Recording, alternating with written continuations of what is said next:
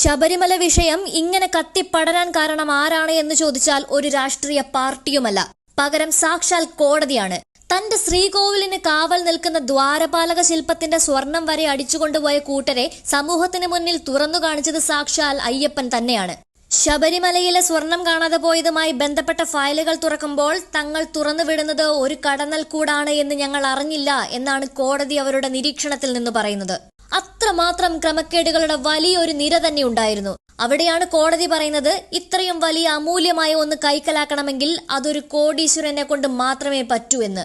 സത്യം പറഞ്ഞാൽ സഭ വെട്ടിച്ചുരുക്കി മുഖ്യൻ നിന്ന നിൽപ്പിൽ സ്ഥലം വിട്ടതുകൊണ്ടോ പ്രതിപക്ഷത്തെ MLA മാറി ബോഡി ഷേമിംഗ് നടത്തിയതുകൊണ്ടോ ഒന്നും തൽക്കാലം മുഖ്യന് തന്റെ തടി രക്ഷിക്കാമെന്ന് കരുതേണ്ട എന്നേ പറയാനുള്ളൂ.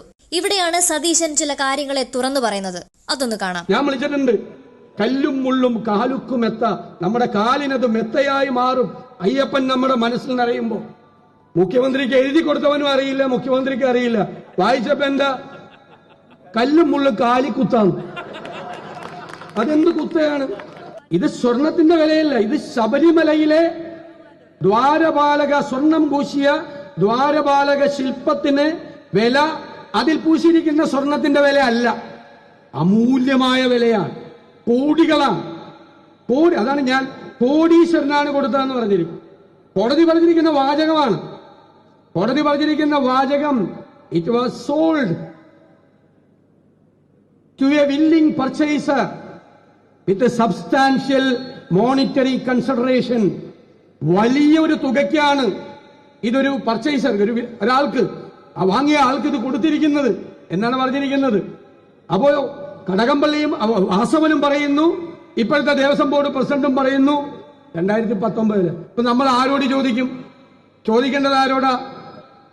ചോദിക്കേണ്ടത് കടകംപള്ളി സുരേന്ദ്രനോട് ചോദിച്ചു. ആർക്കാണ് കൊടുത്തത് അറിയണ്ടേ? ഇത് തിരിച്ചുകൊണ്ടിരണ്ടേ?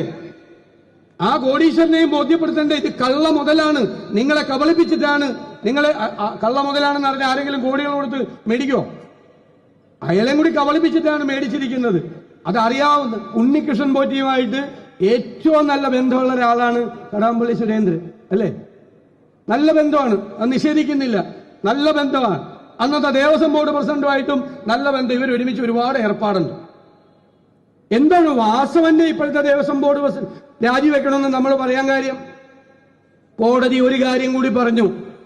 എന്താണ്? ഈ സംഭവത്തെക്കുറിച്ച് ദേവസ്വം ബോർഡിനും സർക്കാരിനും അറിയാമായിരുന്നു. എങ്ങനെ? ഇത് വിറ്റത് അറിയാമായിരുന്നു, പക്ഷെ അവർ മൂടി വെച്ചു. ഇപ്പൊ അവരെന്താ പറയുന്നത്?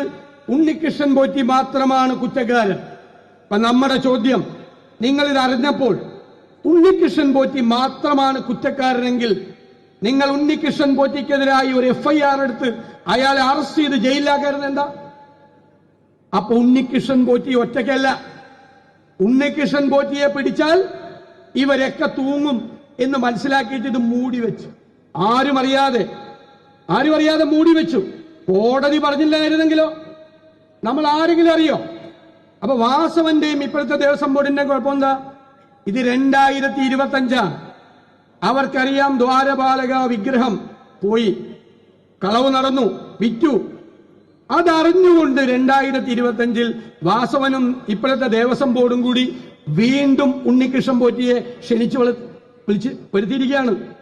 വീണ്ടും ഇത് കൊണ്ടുപോകാൻ ആലോചിച്ച്, വീണ്ടും അവർ ഇത് അറിഞ്ഞിട്ട്, ഇയാളിത് വിറ്റെന്ന് അറിഞ്ഞിട്ടും അയാളെ, അതുകൊണ്ടാണ് നമ്മൾ വാസവൻ രാജിവെക്കണം, ദേവസ്വം ബോർഡിനെ പുറത്താക്കണം എന്ന് പറഞ്ഞത്. ഒരു കാര്യം നിങ്ങൾ മനസ്സിലാക്കിക്കൊള്ളണം, അവിടുത്തെ ദ്വാരപാലക വിഗ്രഹം പോയി, കഥക് പോയി, കട്ട്ള പോയി. ഇപ്പൊ രണ്ടാമത് ഇവനെ വിളിച്ചുകൊണ്ട് വന്നത്, ഞാൻ ഉറച്ചു വിശ്വസിക്കുന്നു, അയ്യപ്പന്റെ തങ്ക വിഗ്രഹം അടിച്ചുകൊണ്ട് പോകാൻ വേണ്ടിയിട്ട്. അത് അയ്യപ്പൻ സമ്മതിച്ചില്ല.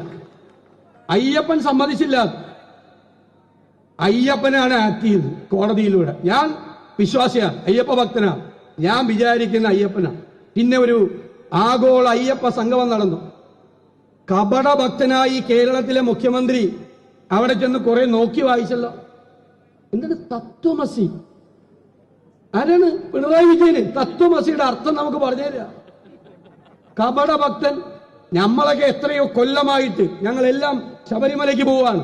ഈ തമിഴ്നാട്ടിൽ നിന്ന് വരുന്ന ഭക്തരാണ് ആദ്യകാലത്ത് ശരണം വിളിയുടെ കൂടെ വിളിച്ചത് അവരെന്താ പറഞ്ഞത്?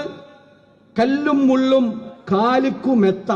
അതായത് അയ്യപ്പന്റെ അനുഗ്രഹം മനസ്സിൽ മുഴുവൻ നിറയുമ്പോൾ ഈ കല്ലും മുള്ളും ഞങ്ങളെ ഏൽക്കില്ല, ഈ കല്ലും മുള്ളും ഞങ്ങൾക്ക് മെത്ത പോലെയാണ്. ഇതാണ് തമിഴ്നാട്ടിൽ നിന്ന് വന്ന വിശ്വാസികളായ ഭക്തന്മാര് ഉറക്കെ വിളിച്ചത്. മലയാളികളായ നമ്മൾ അത് കേട്ട് നമ്മളും വിളിക്കും. ഞാൻ വിളിച്ചിട്ടുണ്ട്. കല്ലും മുള്ളും കാലുക്കുമെത്ത. നമ്മുടെ കാലിനത് മെത്തയായി മാറും അയ്യപ്പൻ നമ്മുടെ മനസ്സിൽ നിറയുമ്പോ. മുഖ്യമന്ത്രിക്ക് എഴുതി കൊടുത്തവനും അറിയില്ല, മുഖ്യമന്ത്രിക്ക് അറിയില്ല. വായിച്ചപ്പോ എന്താ? കല്ലും മുള്ളും കാലിക്കുത്താണ്. അതെന്ത് കുത്തയാണ്? കാലിക്കുത്ത.